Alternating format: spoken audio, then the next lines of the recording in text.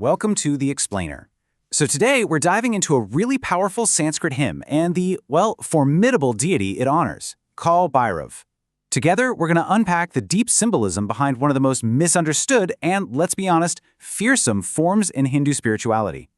So let's just jump right into the central puzzle, right? We have this deity who is described with some truly terrifying attributes, yet he's one of the most revered figures. It makes you wonder, how can fear and divinity coexist so powerfully? That's the mystery we're going to solve today. And when we say fierce, we are not exaggerating.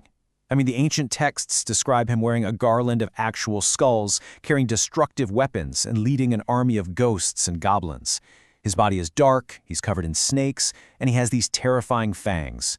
So on the surface, this imagery is, it's pretty intimidating. It creates a paradox that we really need to unravel. Okay, so to solve this puzzle, we have to look past the intimidating visuals and really understand who Kalabhairava truly is. His identity. That's the first key to unlocking this whole thing.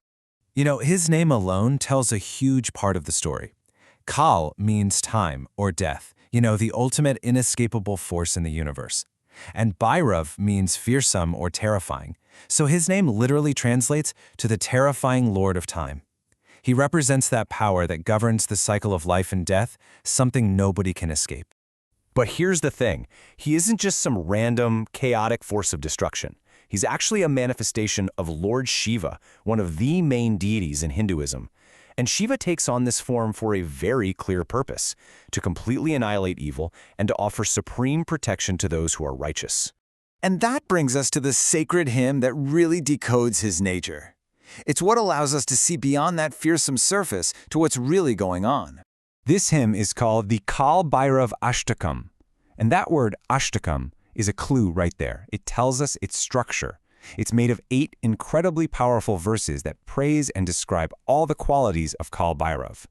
And get this, its origin is just as profound as its content. It was composed by Adi Shankaracharya. I mean, we're talking about one of the most influential philosophers in India's entire history. And he wrote it while he was in the sacred city of Kashi, a place that's deeply connected to Kalabhairava himself. It's basically his home turf. The hymn uses just incredible imagery to describe his power. It praises him as shining with the light of 1,000,000 suns, and get this, being the very death of death, which means he is beyond mortality itself. His roar is said to shatter our illusions, and a single glance from him can destroy all sins.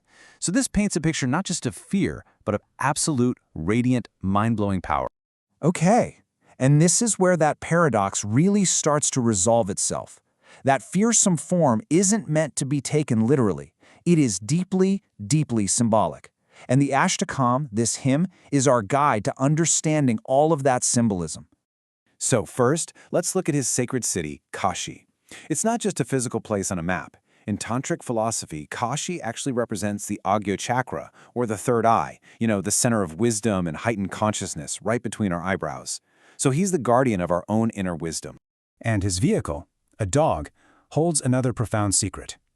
The Sanskrit word for dog, shvana, is said to come from shva, meaning yesterday or tomorrow, and na, meaning not. So his vehicle symbolizes that which is neither in the past nor the future. It represents the absolute power of the present moment, the now. So here's the crucial point, the main takeaway.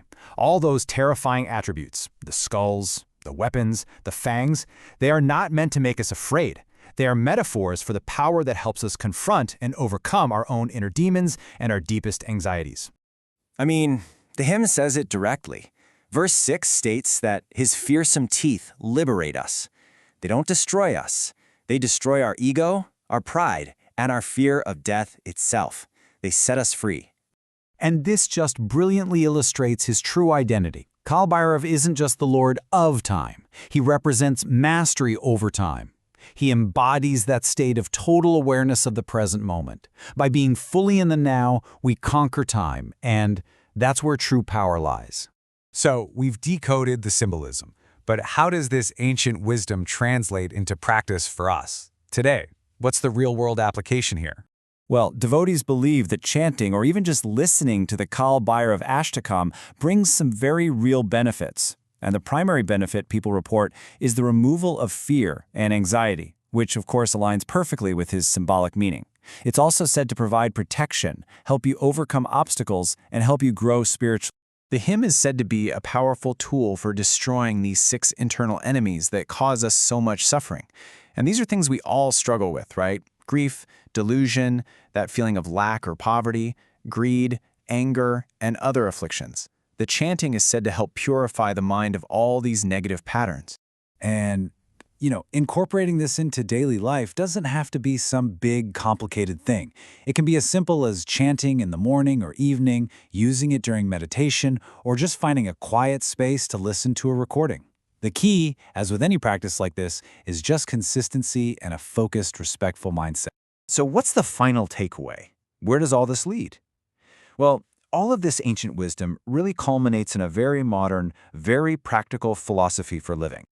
Ultimately, the worship of Kalabhairava isn't really about praying to some external, fearsome deity. It's an internal practice. It's about embracing the courage to face your fears head-on, to live in the present moment with awareness, and to understand that time isn't something to be feared, but a force to be mastered. And that leaves us with a final thought to chew on. Time is the one constant that rules our existence, right? So, what could you accomplish? What could you become if you could free yourself from the fear of it, the fear of running out of time, the fear of the future, and maybe even the fear of death itself?